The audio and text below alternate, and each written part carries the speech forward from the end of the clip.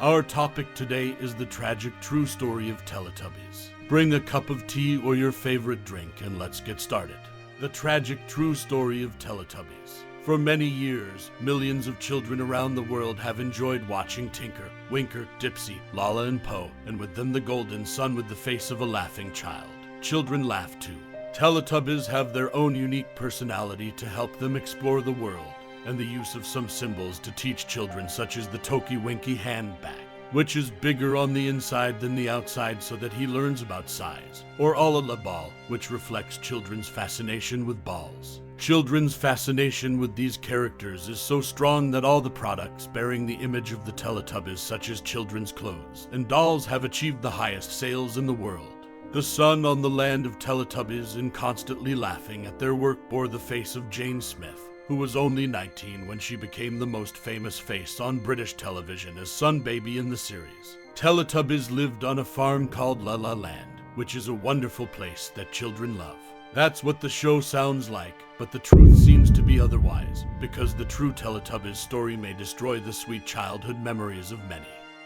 Falala Land, in fact, was an institute for holding the mentally disabled in Bulgaria. The real name of this place is not known until today.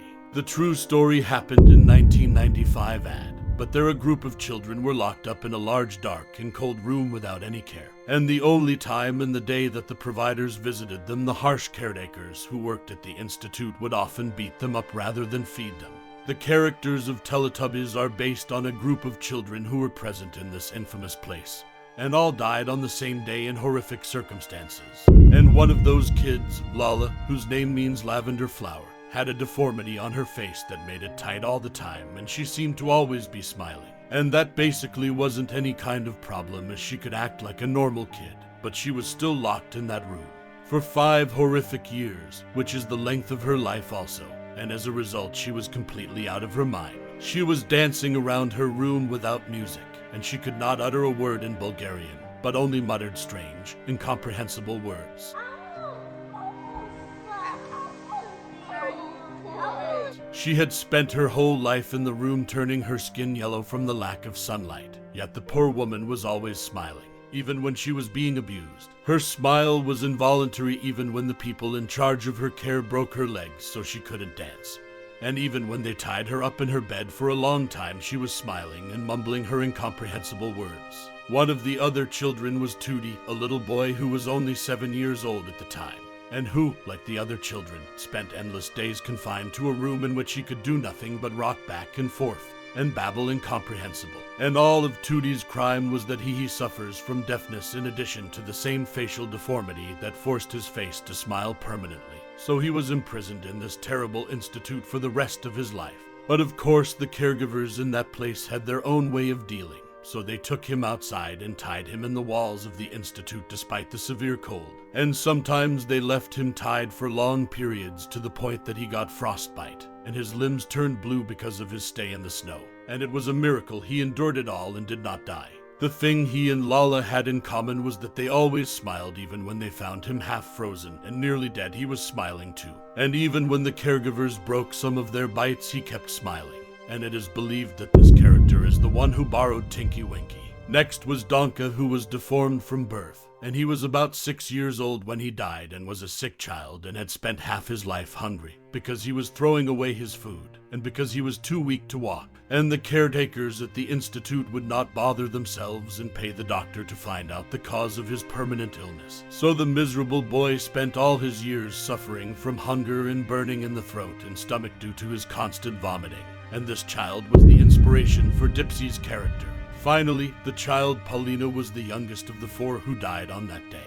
She was only 3 years old when, and perhaps her story is the most tragic, as her father was terrified at the moment of her birth due to the disfigurement in her face. That face is the disability of Paulina, which she suffered for the rest of her life. And one day, in a cold winter, Paulina made a simple mistake, which was that she slept near the warehouse in which the logs used to heat the caregivers of the house, and who never noticed that there was a human child of flesh and blood. So they, while drunk, threw her into the heating fire. So the child woke up to feeling the flames burning her body. She screamed and was pulled by the supervisors at the institute, but she was already badly burned, and yet she lived to her death with her 3 other brothers.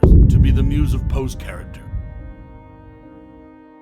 If you find this part of the story disturbing, you should probably stop reading, for you will now know why they are called Teletubbies. For as you see in this bleak existence, there was nothing to illuminate the pitch darkness in which they lived, save televisions which were constantly working in the Institute as a means of attraction the attention of the children living inside, who were obsessed with it. That something happened that made the 4 children panic.